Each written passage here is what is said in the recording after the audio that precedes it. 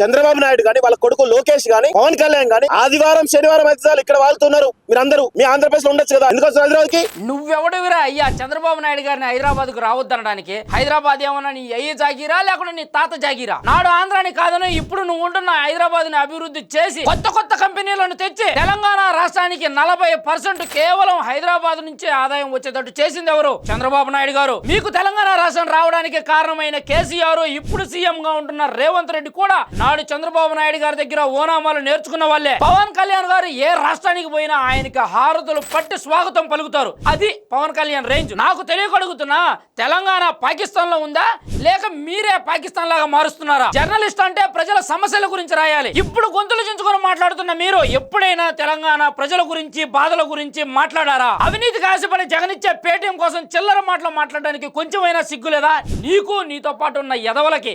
ఎదవల్లారా, ఇకనైనా మానండ్రా.